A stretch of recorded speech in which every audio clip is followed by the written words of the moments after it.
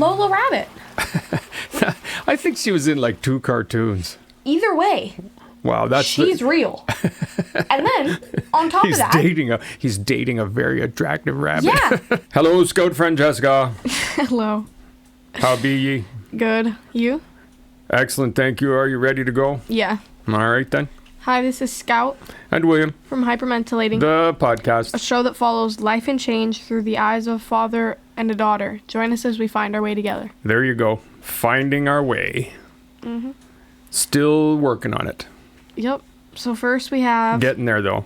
Well, if people can hear tick, tick, tick, tick in the background, that's Madish. Oh, yeah. Madish has joined us to be a non-participant, but he is here, listening in. Okay. Topic number 1 of the day. How many outfit changes a day is acceptable socially? So, 1. See, 1. I have a much different opinion because I am a outfit changer. That's for sure. I change outfits quite a bit. I'd probably say like 2 or 3 a day minimum. Yeah, minimum. Scout fits. Yeah, I like to change quite a bit of outfits throughout the day, but that's such okay. a good name, Scout Fit. Yeah, but that's okay. It is okay. I'm honestly not even that mad Whatever about it. Whatever makes you happy. I should have named my TikTok account Scout Fits.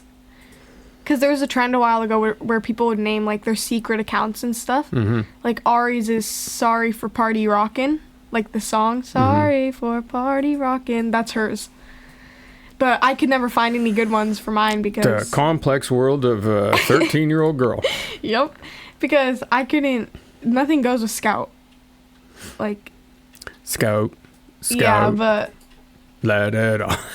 Yeah. That one's not good. But yeah, all right, sidetracked. Get back on track here, child.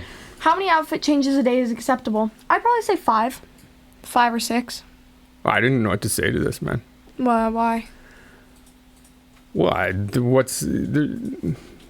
is no amount that's unacceptable. Like, if you're some weirdo who needs to change your clothes 20 times a day, oh, well, if that keeps you from, keeps you on the straight and narrow, keeps you from going mental... Yeah, but I think anything above 7 is a little excessive. Oh, like, really? 7? Like, who are you trying to impress, you know? Dude, I think anything above 1 is excessive. Okay. You get up in the morning, you decide what you're going to wear, and that's what you wear. Yeah, but like... If you go and work out or something, you got a costume change there, all right, fair enough. Yeah, but like... Okay. So I'm going to say 2. Yeah, but say I wake up, right? And the pajamas that I fell asleep in.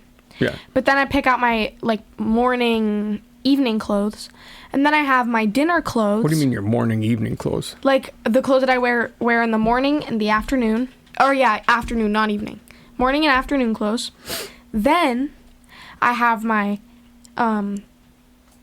evening clothes, which is like for dinner and that kind of stuff. And then when we watch TV at night, I change into my comfy clothes. But those aren't the clothes that I fall asleep in. Dude, so in total, I wear like 4 things a day. Yeah. There's a lot of costume changes. Yeah, but I don't really find that, like, to be an issue. It's not an issue. Do not think it's an issue at all. I don't think there's a number that's acceptable or unacceptable. It's whatever makes you happy. Yeah. You can get into an area of twitchy weirdness, though. Like, if you're changing your costume 15, 20 times a day, 8, 9 times a day, that's probably reflective of some other issues. Yeah, but, like, even that, is there really a problem to that? I don't think so much in a 13-year-old girl, but if you're a grown person doing that, I think that, I don't know, unless you're on tour and it's part of your show, I'm not sure why you would want to change your costume 7, 8, 9 times a day. Because the people have already seen you in that outfit, and then it just feels old. But that's not really who you are. That's not really who you are. No, but you don't do it because the people have seen you. No. But that's part of the reason. But I also change just because I enjoy putting clothes on. Yeah, that's like no, but I mean. But I also don't the idea that someone has seen me in an outfit for like 5 hours in a row. Since when? You change your clothes. You just like to try things on. You like to try different costumes. I totally get that. It's Even fun. if it's just changing my shirt or something. Yeah, but you don't do it for any other. You do it around the house. You don't. Nobody else sees you. You don't go. But it's more that I Dad, don't like the feeling. You've seen me wearing this now for 3 hours. I need to put something else on. No, it's just that I don't like the feeling of being in something for like longer than 5 hours, because then it just feels like it's like the time of that outfit has come and gone. Well, fair enough. The only part I was like the part where you said something about people have seen me for too long in this thing. I don't feel like that's your personality at all. I don't feel like you care at all. You go out in the same costume 2-3 days in a row if that's what you feel like wearing. I've seen you do that. But the thing is that even throughout that day, I change into another outfit. No, but I'm just clarifying. Like, you do go out with the same people in the same costume on the regular if that's the thing you feel like wearing and you're comfortable in. You're not thinking, oh, they've seen me in this the other day. That's kind of what you're implying, and I just felt like that's not really who you are. Yeah, it's not. No. Which is a good thing. Yeah. But yeah, I think that... You just like to change your clothes. You like to have different looks. You do that with your hair. Yeah. You'll change your hair 2-3 different ways during the day too. Yeah. It's just it's fun, I guess. Yeah, it is. I just enjoy doing it. My hair doesn't work for that. What hair? I guess people listening don't know that you don't have hair. Well, I have hair. Just kidding, guys. He has luscious locks. No, they're like 20 inches long, golden hair. All right. All right. Now you're just veering off into weirdness. No, yes, I definitely do not have hair. Although this is... yeah, you have a pretty good beard going. The beard's coming in. I feel kind of mysterious knowing that no one knows what we look like. Like, unless they're personal listeners. I mean, you're photogenic. You would come up all right on video. I really don't see any reason for anybody to be looking at me. We both talk, but only a camera's on me. Yeah, well, you can't be on you all the time, though, because you'll be doing costume changes, apparently. No, not during a podcast. I just sit down. No, you don't. Although you actually just did now. Yeah. You just took off one layer there. Yeah, you just like to mess around with clothes. It was really hot in the basement last night. Yeah, it was. I don't really see how that's germane to our conversation, but it was. Because people can relate to things like that. No, yeah. You figure? You figure? Mm-hmm. Is that what you figure, Irish? Yeah, I do figure that. All right. So, what are you getting at here? I'm costume getting at changes. More than 7 costume changes a day is highly excessive. Okay. I don't know where you come up with that number, honestly. Because more than 7 costume changes a day is like... Oh, then you got a problem? Then that's the next step is therapy? Yeah. Okay. 7, so that's the number. 7's the number. I mean, I can't even imagine changing my clothes 7 times in a day. Well... I wake up, I put something on, I'm not changing until it's the end of the day. Into a different variation of what you were wearing. Exactly, man. Exactly. I adhere to the Einstein philosophy of clothes. You pull open your closet and you have 7 shirts that are all the same. You have 7 shorts or pairs of pants that are all the same. Then you just reach in and grab the next one. You probably haven't worn actual pajamas in like 20 years. No. Longer. I didn't even remember the last time I wore pajamas. You're probably like 13 or 14. I don't even think then. I think I was probably like 8 or 9 when I wore pajamas. Actually, that's a lie. I do wear actual pajamas. I don't remember ever wearing pajamas. Probably when you were little. I think sometimes I had those long sweat panty pajama things. Yeah. Yeah, those are pretty comfortable. Or the onesies. Like when you're a kid. I never had a onesie. Onesies are peak. Never had a onesie. I have a onesie. I don't even know if I had a onesie when I was a kid. I guess I probably did. I don't know if they had onesies back in the day. I love my onesie. All right. Okay. Moving on. Topic number 2. Okay. I couldn't think of the word. I know there's a word for it, but irrational fear. Oh, there Finally. you go. Under pressure, you came up with it. Whew, Nice. Finally, that was really... That speaks well to your future. That was really annoying me. Way to go. Okay. What makes a fear irrational? So I kind of have a lot to say about this because I'd say that in the past I've had a couple, multiple tens of irrational fears. Okay. I rarely step on whatever you're saying, and now I'm doing it for the second time in this episode, and I apologize, but you did not have multiple. You had a couple of irrational fears. It's a joke. Wow. Obviously, I know that I don't have... Yes, obviously, I know I don't have irrational fears. I probably had one or two as a kid. You did. Everybody, I think, bumps into some irrational fears. I think that the only two fears that I have going in this moment right now, airplanes, like air travel, and heights. And those Haven't we had this conversation before? I feel like we have. But that's all right. Yeah, I feel like we have. But that's... what makes me think that is the airplane thing, because I don't think there's anything at all. We talked specifically about airplanes. Yeah, because there's nothing about being irrational about being afraid of flying. Nothing. It's a metal cigar going through the sky at 500 miles an hour at 30,000 feet. There is nothing irrational about thinking what am I doing? I was just pointing out the two fears that I have, not irrational, because heights and air travel are definitely not irrational. No. Those are reasonable fears. Yeah, there's natural reasons to be. Yeah. No, but so irrational fears. What's an irrational fear? Because that's your topic, right? An irrational fear. I think that the fear of insects is irrational. And I don't mean black widow spiders and vampire moths. I mean genuinely just your average cockroach on the ground. You're allowed to think it's gross. Yeah. You're allowed to think... Because it is. Yeah, you're allowed to be I don't want that in my house. Skittering over the floor. Yeah, you're allowed to think all of those things. But if you're, yelling at the top of your lungs and you're, standing on chairs. Terrified, that's another thing. That's a completely different thing. One time... we don't have to keep this in, but one time at home in Mexico, and we were cleaning out underneath the sink, and we found some. And so you were taking them outside because you didn't want to kill them, but... They were all babies. Yeah, they were babies. In all of the years we were in that house, that was the only time. It's crazy. They lived in the sewer, though, because the guy levered up the thing one time, and I saw them all down there. But we never had them in the house, except for that one time. Those little babies, and that's that. Yeah, and you found them. Yeah, and so I was hanging around you, hovering by you, like I always did with everything. Yeah. And...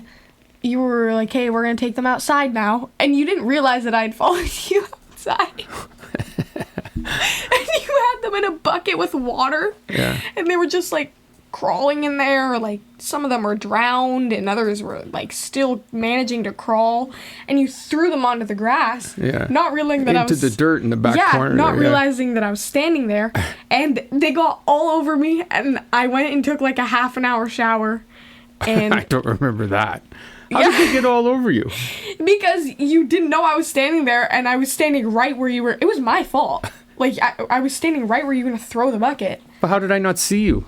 Because I snuck up completely. You were mid-throw. So how did I get the throw behind me, though?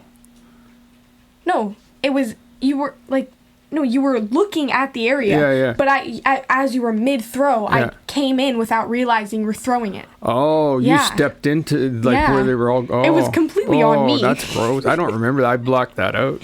Yep. Oh, that... But you never gave you a fear of cockroaches. No. Could have, though. For a while there, I was actually kind of scared of spiders, but I got over that. I don't like spiders. I think they're horrible. You weren't when you were younger, though. They didn't bother you at all. And then for some reason, you decided you were afraid of them for a while. Yeah, and then after that, I was scared of them. Yeah, but it was really a decision you made because when you were little, you would look at them and poke a web. They didn't bother you at all. And then it was like somebody... you heard you were, or you read somewhere, or you saw it, and you were like, yeah, spiders are scary. No, what had happened was I had read a book about spiders, and it was book on poisonous spiders, because we had to read it for school, because we had this thing called Scholastic, and you could read books online. So I read one about venomous spiders, and I was like, holy God, these things are terrifying. And then after that, I was scared of them. Yeah. But... it kind of just died down. Yeah, because it wasn't a real fear. It was manufactured. Yeah. But I think a lot of fears are manufactured. I think so too. Like you just, for whatever reason, you pick up a fear. Sometimes justified though. Like if a spider bites you, then you'd be afraid of spiders. Well, I when I was little, I wasn't scared of flying. But as I get older, I realize like, oh my God, we're literally like 20,000 feet in the air and in a metal cylinder with wings. Again, though, I don't. That one to me is like. No, I know, but all I'm saying is when I was younger, I didn't have the fear of flying until I realized you weren't aware that you shouldn't be doing it. But I think that what makes a fear irrational is something that, like, you don't really have a reason to be like afraid of it. Like now they have all these fears, like phobias that have names. Yeah. Like the phobia of cotton balls and the phobia of. Well, agoraphobia, all kinds of phobias, right? Yeah, like fear the phobia. Of crowds. Yeah, exactly. But that's reasonable. But like, although it's kind of irrational to have a phobia of that. I mean, irrational, right? It's not rational. Irrational is not rational. So the implication is that there's no real reason to be afraid of it. So yeah, if you're afraid of crowds, I mean, if it goes to the point where you can't go into a crowd at all, that's not so much irrational as it's something that, you know, it can be debilitating. It can hurt you in life, right? But I mean, it's not. I can see why you'd be afraid of crowds. I don't particularly love being in the middle of a crowd. That's what I was going to say. That I can understand irrational fears. Like I can get behind some of them, like the fear of compact holes, trypophobia. I don't get it.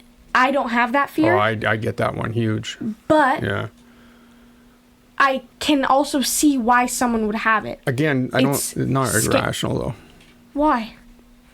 Well, it's just the idea of being confined in a small space. No.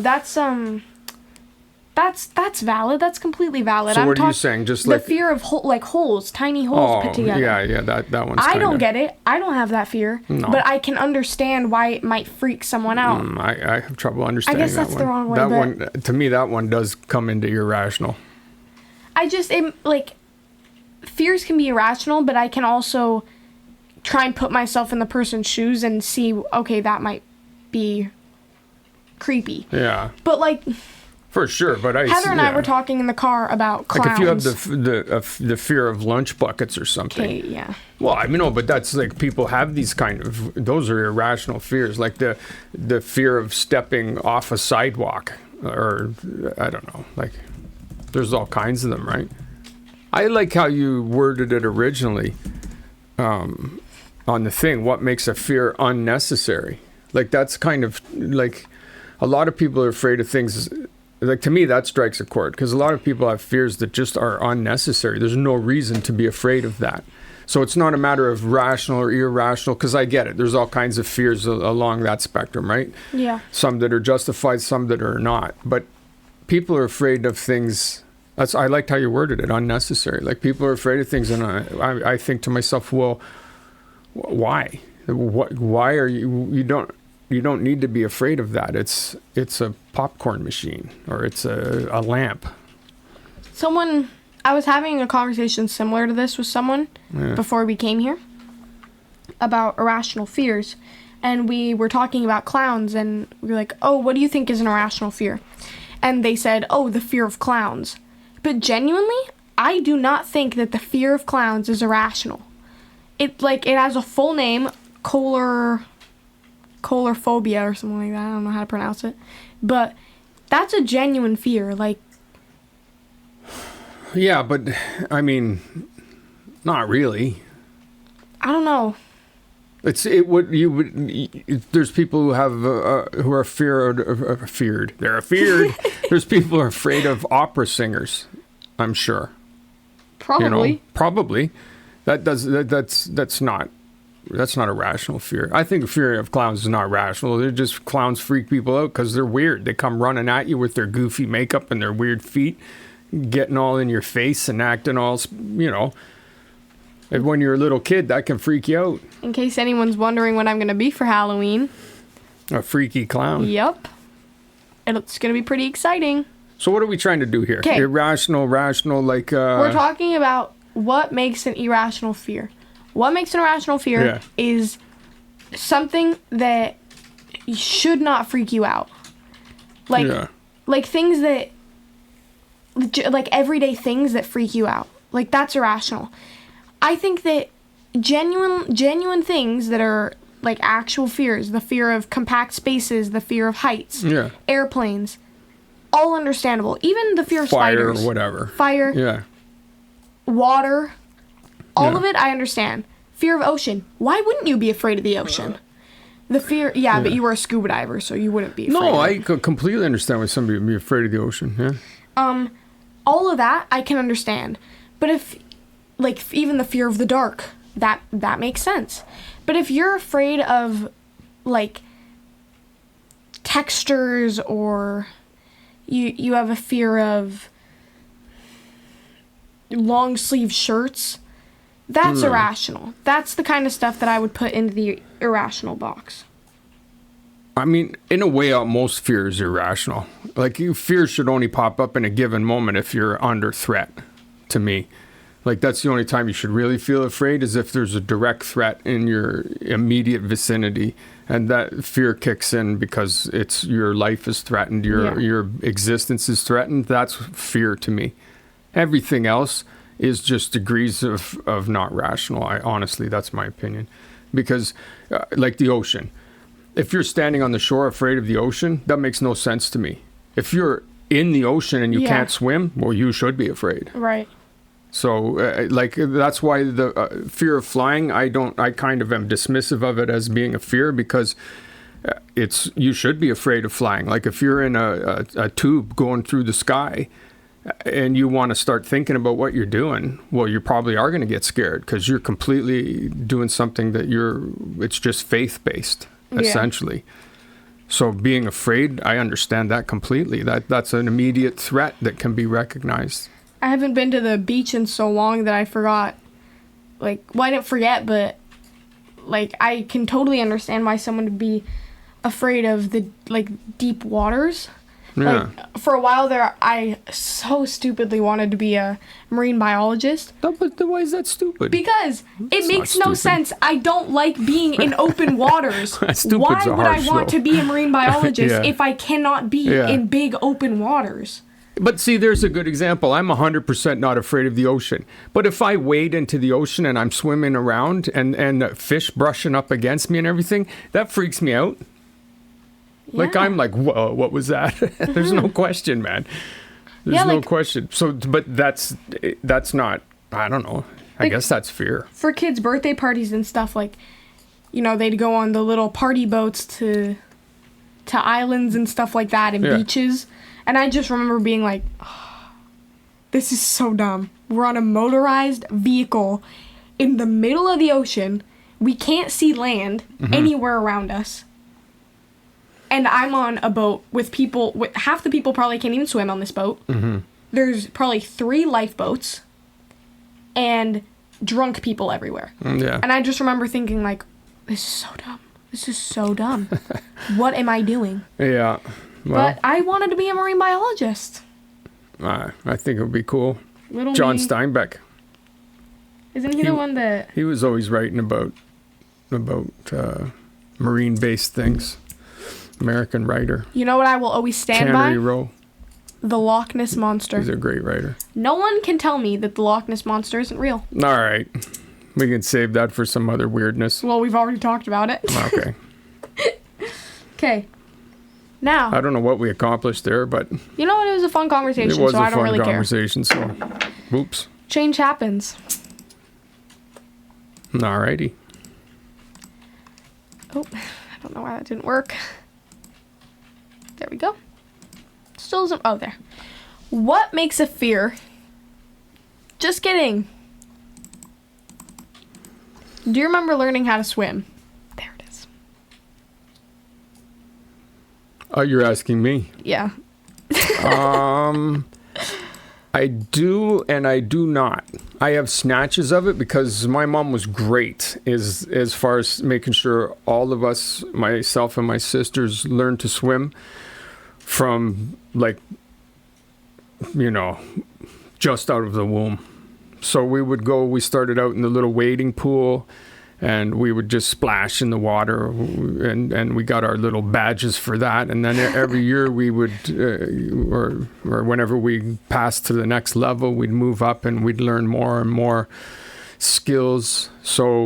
For me, learning to swim was hugely a result of training from the time before I remember, right? Yeah. So I do remember, though, being like 4 or 5, probably it would be my earliest memories of being in the water, and learning how to do things, and learning, but in a good, safe environment. Yeah. So I felt totally safe.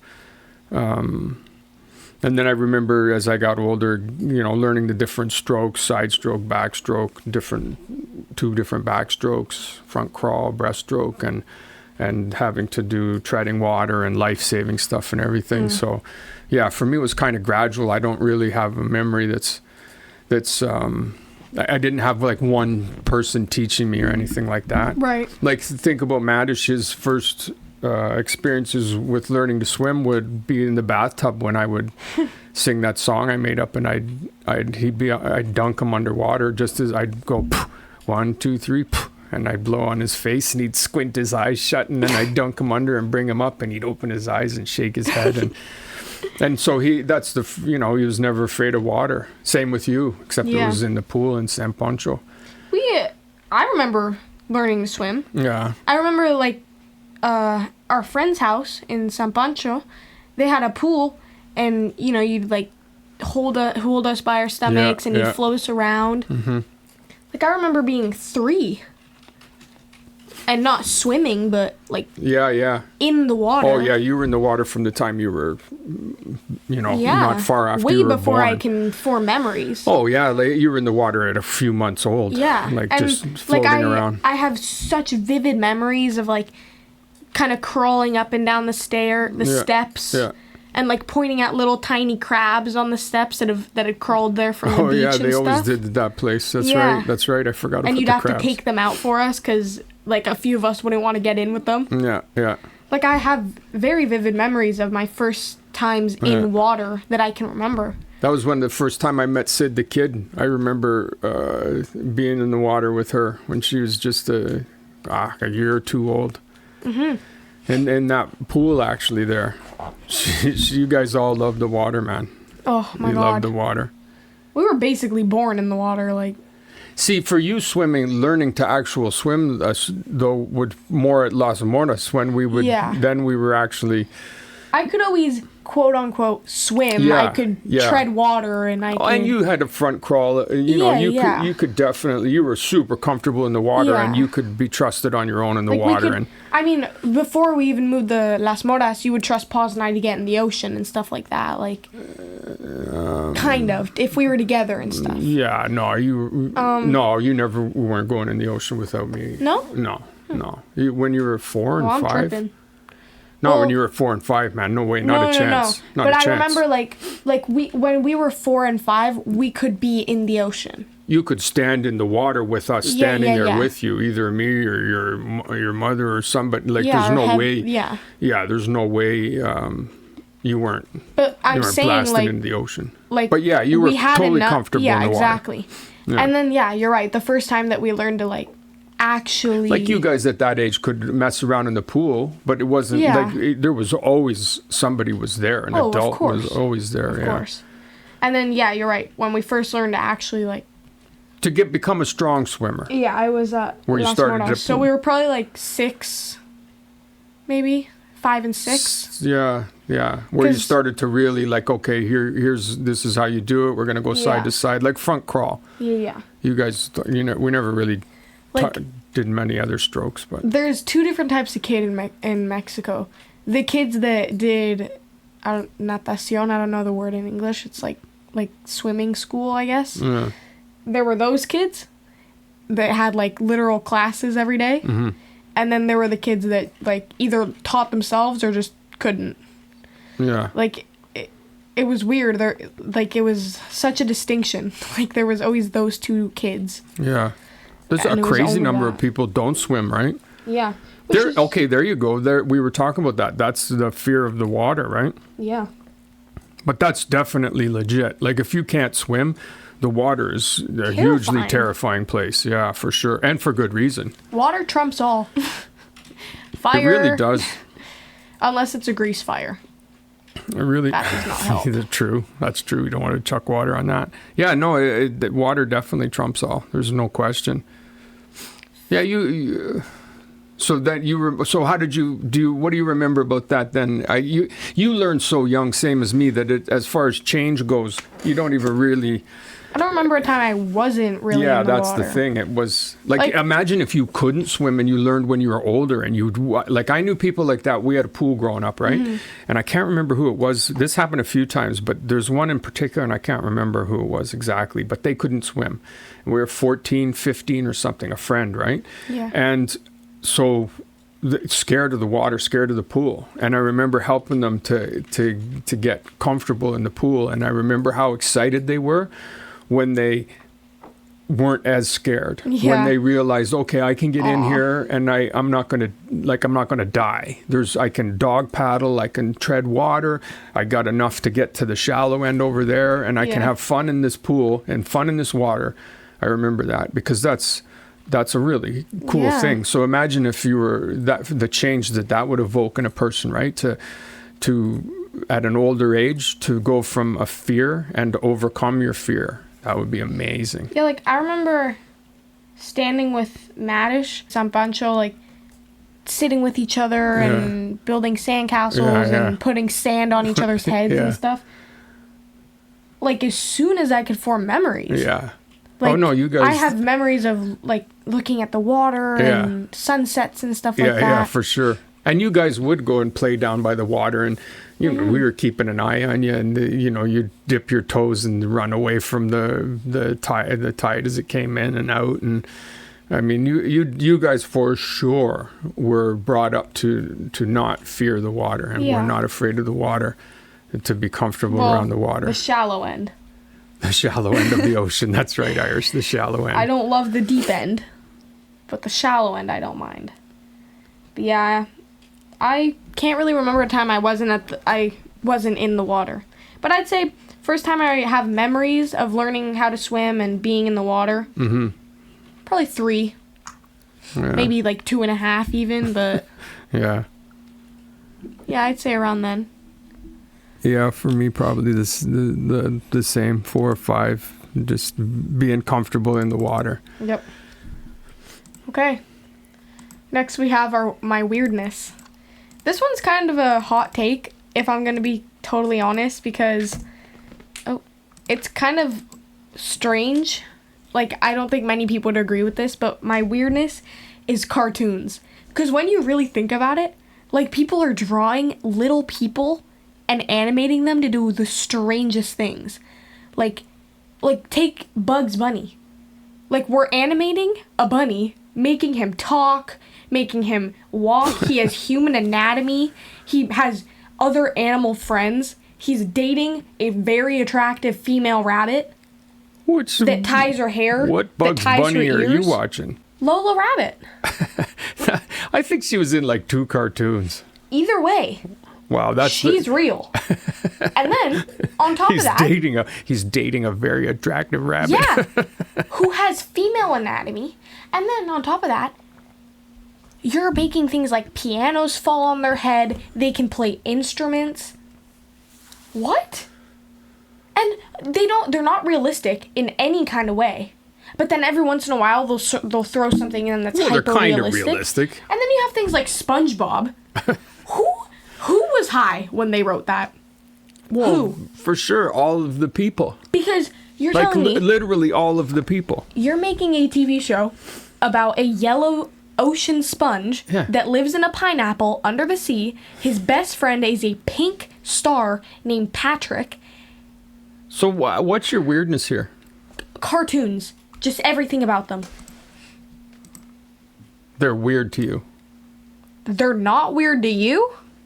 I don't know. I grew up on cartoons, man. So did I. They're not. How are they weird? Madish and I's favorite show was Mr. Bean. Oh, are they any weirder than Tim Burton's World?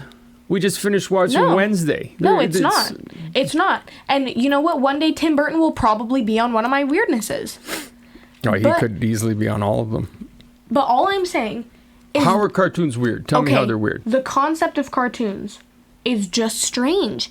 What? Fake what people, about it? fake things, They're talking, they're animated, they live in unrealistic things, they drive unrealistic things. Isn't it just an extension of the first time we chucked up a weird red-brown colored handprint on a cave wall? Like, it's just an extension of expressing our desire to draw and to create the world, our world outside of us. How is it different than that, man?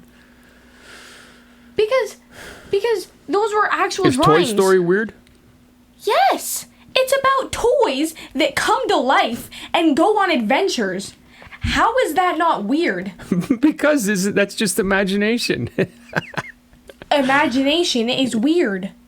Sometimes. No, I don't mean that cartoons. I don't mean cartoons are weird in like the bad kind of way. I mean they're weird as in they are strange. Someone came up with the SpongeBob SquarePants idea. Oh, hey, I'm going to make a cartoon about a yellow sponge and make it an animated TV show. That's an exceptionally weird cartoon. One of my favorite cartoons growing up was called Zig and Sharko, and it was about this weird little animal that I don't even know what it was, and a shark that came out of the water. And the weird little animal was always trying to eat the mermaid, and the shark was always trying to kill the weird little animal because he was trying to eat the mermaid. What about the awesomeness of Brave? She has 3 little demon triplet brothers. So do real people have that in real life. She turns her mother into a bear. It's an imaginative tale. I'm not saying that it's bad. All I'm saying is it's weird. She goes to a witch that only appears sometimes, feeds a poisonous thing to her mother. That's a different thing now. That's got nothing to do with that's nothing to do with the animation. You could do that with any book you read, and you could go, "Oh man, what's with these weird books? What's with Stephen King?" Yeah, you could. But right now we're talking about cartoons. Okay, but you're not. You're specific. I just said Brave is a cool cartoon. It is. Okay. It's also weird. You could say, Dad, you could say something about Moana. Oh, Moana's a normal cartoon. She has a... No, but now that's not... One of the scenes is a giant crab with a shiny shell. That has nothing to do with the cartooning part of it. That's just the story of it. Yeah, everything has that. Real life movies using real people have all kinds of... We just watched a complete pile of weirdness. But the weird part isn't the story. The weird part isn't... It's the animating part. Like, someone used their brain to draw that up. Like, the animator of Mr. Bean was like, yeah, you know what? I think I could draw a crazy old lady that has a cat. How is it different than Picasso we were talking about last week, and he's doing his weird Cubist stuff? I think that's weird too. So you think art is weird? Yeah, and not in a bad way. Not in a bad way at all. I think art is cool, but it's also weird. Okay, so this is a different thing. So what you're saying is that art is weird, that creating is weird. Yeah, but it's not. It's just weird because someone one day exactly in a cave was like, "Oh, I wonder what happens if I mix this pigmented rock with our drinking water and dipped my hand in it and started painting on a wall." Yeah. That's weird. I bet the person that did that first was the outsider of the family. So you would have been sitting there looking at them and been like, what's Grog doing? Yeah, I would have been like, this freak. Why is he out there killing the dinosaurs? So you wouldn't have jumped up and slapped your hand in the gunk and slapped some prints on the wall? Probably not. No, think about it though. I would have. You really I'm sure you would have. No, I probably would have too. Yeah. But we're weird. I mean, you might be. Yeah, sure, Dad. Sure, Dad. Okay, daughter. You live in denial. Denial is a river in Egypt. Well, somebody had to say it, didn't they? Yep. All right, then. Okay. Despite all that, I still love you very much. Did you change my mind? Did you change my mind on what? The cartoons are weird? Yeah. Cartoons are awesome. People are weird. I'm not saying they're not. But you used one of the weirdest cartoons ever as a... You used 2 of the weirdest cartoons. Which? Toy Story. Yeah. Toys come to life. They drive cars. They hide in people's bags. They sneak into garbage trucks. One of the oldest tropes used over and over is that toy soldier dude who comes to life. What's that called? The Christmassy thing, huh? You know the toy soldier dude. Man, what's his name? No, I don't. Yeah. It's a famous story. You've seen a play of it. The Nutcracker? Yeah, the Nutcracker, man. That's hundreds, thousands, whatever of years old. The idea that some child's toy comes to life. That's all Toy Story is. Yeah, I guess, but like it's still strange. And then you use the weirdest Disney princess movie ever made. Brave? She feeds a poisonous biscuit to her mother to turn her into a bear. She's the coolest character in the history of cartoons. You know how I feel about Brave. It's my favorite Disney princess movie. Merida, man. It doesn't get any cooler than her. Dad, I had like 3 of her dresses growing up. Oh. I have nothing against her. But all I'm saying is that you should aspire to be Merida. You chose the strangest Disney princess movie. You should be learning how to ride a horse while you shoot arrows and you can tame bears. Okay, Dad. Huh? Tame bears. Oh, I would be bragging about you. Oh my God, I'd be bragging about you. Good to know you don't already. I'd be like, oh, my kid, she can ride a horse and shoot arrows and tame bears, and she does all of that and 20 costume changes a day. That one scene where they're all trying to get her attention, all the guys, and she gets up and shoots the arrow right through the bullseye. Yeah. Those guys, those derpers. Oh my gosh. All right, Miss Kajang. I love you. I love you. Episode the 45th. Are we going to go have a tea time? Yeah, why not? Okay. I love you. I love you very much. Next week. Next week. Mm-hmm.